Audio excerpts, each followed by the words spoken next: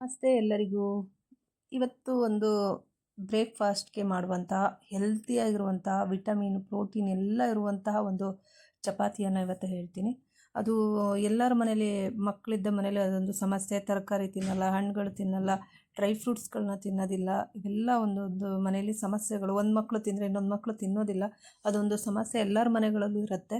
ಅವರಿಗೆ ಈಸಿ ಆಗುವಂಥದ್ದು ಏನಾರು ಒಂದು ಮಾಡಿಕೊಟ್ರೆ ಅವರು ಈ ಥರ ಬ್ರೇಕ್ಫಾಸ್ಟ್ಗೆ ಅಥವಾ ಲಂಚ್ ಬಾಕ್ಸಿಗೆ ಹಾಕ್ಕೊಟ್ರೆ ಅವರು ತಿಂತಾರೆ.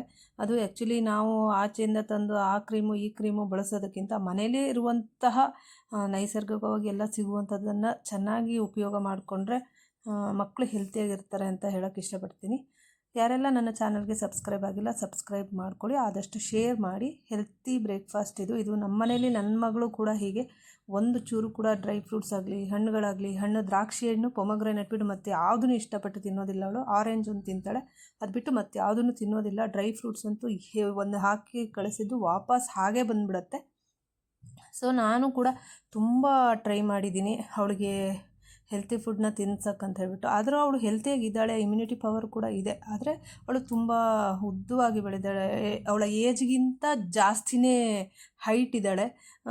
ಸ್ಕೂಲಲ್ಲಿ ಪ್ರಿನ್ಸಿಪಲ್ ಕೂಡ 2 ಟೈಮ್ ಹೇಳಿದ್ರು, ಕ್ಲಾಸಲ್ಲಿ ಅವಳೇ ತುಂಬ ಹೈಟ್ ಇದ್ದಾಳೆ, ಸ್ವಲ್ಪ ಡ್ರೈ ಫ್ರೂಟ್ಸ್ ಎಲ್ಲ ಕೊಡಿ. ಅವಳು ಸ್ವಲ್ಪ ದಪ್ಪನಾಗಿ ಕಂಡಾಗ ಏನಾಗುತ್ತೆ, ಸ್ವಲ್ಪ ಕುಳ್ಳಗೆ ಕಾಣ್ತಾರೆ. ಅದಕ್ಕೋಗಿ ನಾನು ಕೂಡ ಹೇಳಿದೆ, ಏನು ಹಾಕಿ ಕಳಿಸ್ರಿ, ಏನು ತಿನ್ಸಿದ್ರು ಅವಳಿಗೆ ತಿನ್ನಿಸೋದೇ ಒಂದು ದೊಡ್ಡ ಸಮಸ್ಯೆ, ಟೆನ್ಷನ್ ನನಗೆ. ಅವಳು ಏನು ಇಷ್ಟಪಟ್ಟು ಏನೂ ತಿನ್ನೋದಿಲ್ಲ. ಒತ್ತಾಯ ಮಾಡಿ ಏನಾರು ತಿನ್ನಿಸಿದ್ರೆ ಅಷ್ಟೇ ತಿನ್ನೋದು.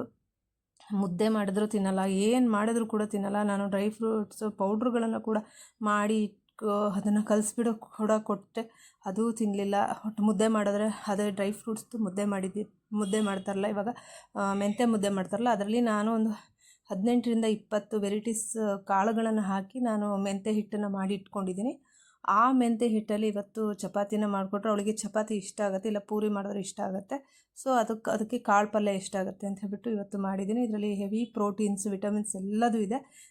ಮೊದಲು ಏನು ಮಾಡಿದ್ದೀನಿ ಅಂದರೆ ಪಾಲಕ್ ಸೊಪ್ಪನ್ನ ಬೇಯಿಸ್ಕೊಂಡ್ಬಿಟ್ಟು, ಅಂದರೆ ಚೆನ್ನಾಗಿ ಕ್ಲೀನ್ ಮಾಡಿ ಅದನ್ನು ಒಂದು 5 ಮಿನಿಟ್ಸ್ ಬಾಯ್ಲ್ ಮಾಡಬೇಕಷ್ಟೆ. ಬಾಯ್ಲ್ ಮಾಡಿ ಅದನ್ನು ಪೇಸ್ಟ್ ಮಾಡ್ಕೋಬೇಕು. ಪೇಸ್ಟ್ ಮಾಡಿ ಫಸ್ಟ್ ಇಟ್ಕೊಂಡು, ಅದಾದ ನಂತರ ಏನು ಮೆಂತ್ಯ ಪೌಡ್ರ್ ಮಾಡ್ಕೊಂಡಿರ್ತೀವೋ, ಮೆಂತ್ಯ ಮುದ್ದೆಗೆ ಅಂತ ಕೆಲವ್ರ ಮನೇಲಿ ಮಾಡ್ಕೊಂಡಿರ್ತಾರೆ. ಈ ಮೆಂತ್ಯ ಮುದ್ದೆ ತುಂಬ ಮಕ್ಕಳು ತಿನ್ನಲ್ಲ. ಅದು ಸ್ವೀಟ್ ಆಗಿದ್ದರೆ ಕೆಲವರು ಇಷ್ಟಪಡ್ತಾರೆ, ಕೆಲವರು ಸ್ವೀಟ್ನ ಇಷ್ಟಪಡಲ್ಲ.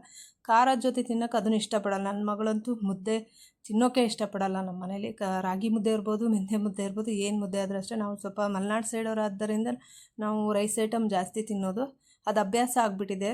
ಅದರಿಂದ ಮುದ್ದೆನ ತಿನ್ನೋದಿಲ್ಲ. ಒತ್ತಾಯ ಮಾಡಿ ನಾನು ಏನಾದ್ರು ತಿನ್ಸಿದ್ರೆ ಅಷ್ಟೇ ತಿನ್ನೋದು. ಅದರಿಂದ ನಾನೇನು ಮಾಡಿದ್ದೀನಿ, ಈ ಮೆಂತ್ಯ ಮುದ್ದೆ ನಾನು ಸ್ವಲ್ಪ ದಿನ ಮಾಡ್ತಾಯಿದ್ದೆ. ನನ್ನ ಮಗ ಕೂಡ ಸ್ವಲ್ಪ ಇಷ್ಟಪಟ್ಟು ತಿಂತಾನೆ, ಅವ್ನು ಸ್ವೀಟ್ ಅಂದರೆ ಇಷ್ಟ. ಅದರಿಂದ ಮೆಂತ್ಯ ಮುದ್ದೆಗೆ ಸ್ವೀಟ್ ಹಾಕ್ಕೊಟ್ರೆ ಅವ್ನು ತಿಂತಾನೆ. ನನಗೆ ಆ್ಯಕ್ಚುಲಿ ಸಮಸ್ಯೆ ಇರೋದೇ ನನ್ನ ಮಗಳ ಕಡೆಯಿಂದ. ಅವಳು ಊಟ ಚೆನ್ನಾಗಿ ತಿನ್ನಬೇಕು ಅನ್ನೋದೇ ಸಮಸ್ಯೆ ಆಗಿತ್ತು.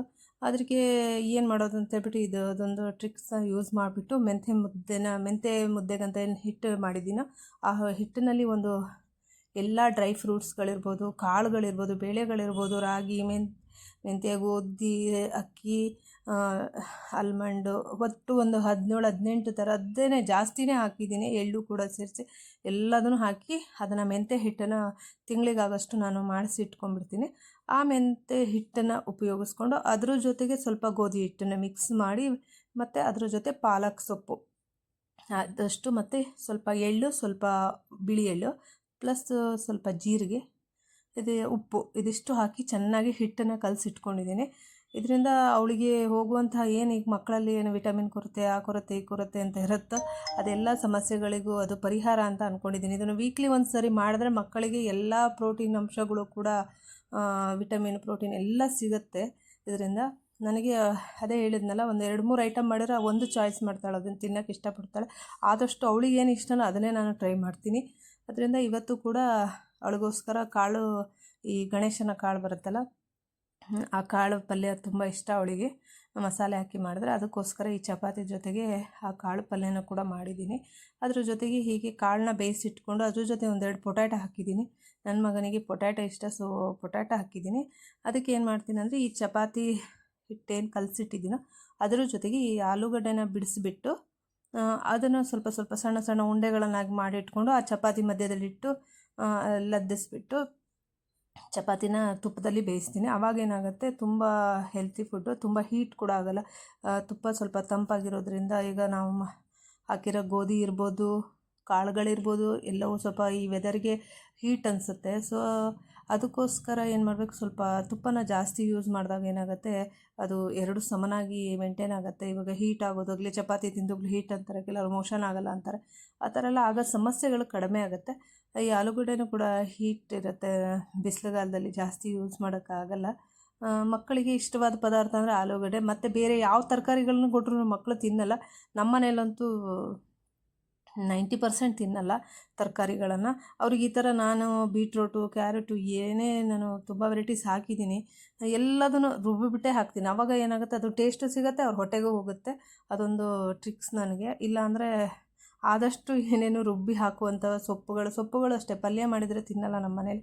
ಈ ಥರ ರುಬ್ಬಿಬಿಟ್ಟು ಚಪಾತಿ, ಇಡ್ಲಿನಲ್ಲೂ ಹಾಕ್ತೀನಿ ಒಂದೊಂದ್ಸರಿ ಪಾಲಕ್ ಸೊಪ್ಪು. ಈ ಥರ ಎಲ್ಲ ಮಾಡಿದಾಗ ಏನಾಗುತ್ತೆ, ಅವ್ರಿಗೆ ಹೆಲ್ತಿ ಫುಡ್ಡು ಒಳಗಡೆ ಹೋಗುತ್ತೆ.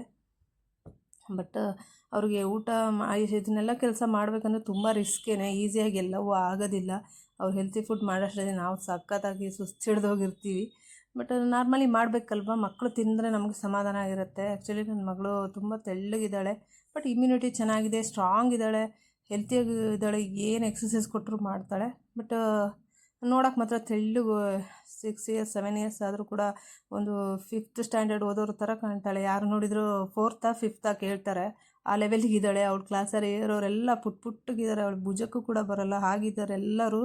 ಇವಳು ಮಾತ್ರ ಅಷ್ಟು ಹೈಟ್ ಕಾಣ್ತಾಳೆ, ಅದೊಂದು ಬೇಜಾರಿದೆ. ಬಟ್ ಹೆಲ್ತಿಯಾಗಿದ್ದಾಳೆ, ಅದೊಂದು ಖುಷಿ. ಇಮ್ಯುನಿಟಿ ಪವರ್ ಇದೆ ಅವಳ ಹತ್ರ. ಬಟ್ ನಾವು ಕೆಲವ್ರು ಹೇಳ್ತಾರೆ ಹೆರಿಡಿಟಿ, ಫಾದರು ಮದರ್ ಹೇಗಿರ್ತಾರೋ ಅವ್ರ ಥರ ಬರುತ್ತೆ ಅಂತ. ಇದ್ದರೂ ಇರ್ಬೋದು, ಯಾಕಂದರೆ ನಾನು ಸ್ವಲ್ಪ ಸ್ಲಿಮ್ ಆಗಿರೋದ್ರಿಂದ ಅವರು ಮಗಳು ಕೂಡ ಹಾಗೆ ಇರ್ಬೋದೇನೋ ಅನಿಸುತ್ತೆ ಒಂದೊಂದ್ಸರಿ. ಆದರೂ ಒಂದೊಂದ್ಸರಿ ಯಾರು ನೋಡಿದ್ರೆ ಓ ಎಷ್ಟು ತೆಳ್ಳಗಿದ್ದಾಳೆ ಅಂತ ಹೇಳಿದಾಗ ಒಂಥರ ಬೇಜಾರಾಗ್ಬಿಡುತ್ತೆ. ಇನ್ನು ಫಸ್ಟ್ ಸ್ಟ್ಯಾಂಡರ್ಡು ಇಷ್ಟುದ್ದ ಇದ್ದಾಳಲ್ವಾ ಅಂತಾರೆ ಒಬ್ಬೊಬ್ರು, ಆವಾಗ ಒಂಥರ ಅನಿಸುತ್ತೆ. ಎಲ್ಲರೂ ಒಮ್ಮೆ ಟ್ರೈ ಮಾಡಿ ನೋಡಿ, ತುಂಬ ಟೇಸ್ಟಿಯಾಗಿ ಬಂದಿತ್ತು. ಆಲೂಗಡ್ಡೆ ಕೂಡ ಇತ್ತು, ಕಾಳು ಪಲ್ಯ ಜೊತೆ ತುಂಬ ಚೆನ್ನಾಗಿ ಅನ್ನಿಸ್ತಾ ಇತ್ತು. ಪಾಲಕ್ಕು, ವೈಟ್ ಎಳ್ಳು ಕೂಡ ಬಾಯಿಗೆ ಹಾಗೆ ಸಿಗ್ತಾಯಿತ್ತು. ತುಂಬ ಟೇಸ್ಟಾಗಿ ಬಂದಿದೆ. ಅದು ಎಲ್ಲ ಡ್ರೈ ಫ್ರೂಟ್ಸ್ಗಳು ಇರೋದ್ರಿಂದ ಅದು ಚಪಾತಿ ಕೂಡ ಸ್ವೀಟಾಗಿ ಒಂಥರ ತುಂಬ ಚೆನ್ನಾಗಿ ಬಂತು. ಮಕ್ಳಿಗೆ ಇಷ್ಟ ಆಗುತ್ತೆ. ಒಮ್ಮೆ ಮನೇಲಿ ಟ್ರೈ ಮಾಡಿ. ಯಾರ ಮನೇಲಿ ಮಕ್ಕಳು ತಿನ್ನಲ್ಲ, ಊಟ ತಿನ್ನಲ್ಲ, ಈ ಥರ ಎಲ್ಲ ಸಮಸ್ಯೆ ಇದ್ದವ್ರ ಮನೇಲಿ, ತರಕಾರಿಗಳು ತಿನ್ನಲ್ಲ, ಈ ಥರ ಇದ್ದವ್ರ ಮನೇಲಿ ಮಾಡಿ ಜಾಸ್ತಿ.